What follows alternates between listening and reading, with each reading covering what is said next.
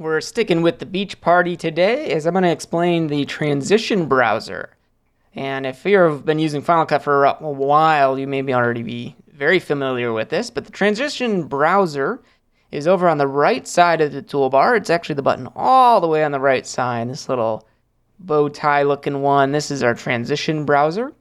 You can get to it just by clicking that button, or like it says in the little tooltip there, Shift Command 5 is the shortcut to go in and out of the transition browser. So Shift Command 5 to hide the browser, Shift Command 5 to show the transition browser. And with the browsers on the right side here, the left column of that browser, you can just click and drag this to the left to resize that, expand that. Especially if you're on a smaller screen, it can help to expand that so you can see more of what's in the transition browser. And let's start with just an overview of the way this browser is laid out. The left column shows you the transition groups. So these are different groups or collections of transitions. On the right side, you will see the transitions themselves. At the bottom, there is a search field. So if you know the name of the transition you want to find, say you want to find that cube transition, you can just start typing in cube, and we find that transition right there. On the lower left corner, this button will let you show or hide the left column. Again, for those of you on a smaller display, it can help to hide all of those little areas inside of the transition browser and make it easier to see. The one other thing at the top right, we have installed transitions. This is something you may not see anything like I have stock on here. And this is actually something where you can add transitions to a Final Cut library. So if you're looking at the installed transitions, these are the ones that are installed on your computer. But you can actually have transitions stored within specific libraries and groups, and that's what this little menu is for. Then as far as the browser itself goes, on the left column we can select a group. So say I want to see a dissolve. Like a cross dissolve is one of the most basic but most commonly used transitions. And when you scrub across, I'm not clicking, I'm just dragging the arrow across the transition, you can see a preview of it in the viewer. And what it's showing you is from this orange clip in what looks like Yosemite there, it's transitioning into another clip here that's blue.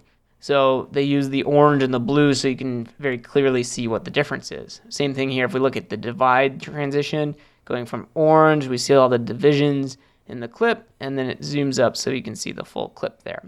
Fade to color, fades down to black, or whatever color you want, and then fades up. So that's what you can do with these transitions. To actually apply a transition, you would just double click on the transition, and it'll apply it to your project.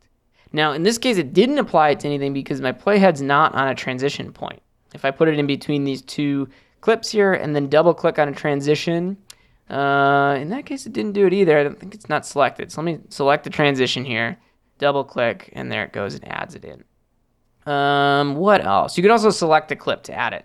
So say I select this clip, the two girls jumping up making the heart here. If I want to add a cross dissolve to both the beginning and the end of this clip, I can just double click using the transition browser, and whatever's selected, it's going to add that transition to that. So you could also do this for the entire project. You can do Shift Z to zoom out, select all, and then double click on cross dissolve, and it's going to add a cross dissolve to every single one of those transition points, including this one here, which we had, was it fade to color before? Now it's a cross dissolve. So that's using the transition browser for your transitions and anything that you work with there. And really, that's all there is to it. If you want to create your own transitions, you can definitely do that using Motion. I would recommend checking that out because you can customize these and work with these in much greater detail. And if there is a transition here that you want to work with in more detail, let's say the divide, you don't like how it's doing the divide, I can control click or right click on it here in the transition browser, and there's an option to open it as a copy in Motion, and that'll go in and let you customize it because most of these, if not all of these transitions, were built with Motion. You might notice there we also have an option there to make it as a default. When you do Command T, let me delete these transitions. If I have one selected, if I do Command T, it adds in the default transition, which should be cross dissolve, but if you want, you can change that. If you find all you're using for your transitions is a fade to color or another one of these transitions, set it as the default, then you don't have to go into the transition browser every time. You can just do Command T for the browser. The one last thing I wanted to point out here, if you have an app like the FX Factory, or you've downloaded another app or plugin, you can then see those transitions as well. So this is not just for the built-in transitions that came with Final Cut. If you buy plugins and third-party ones, you'll see them also in the transition browser here.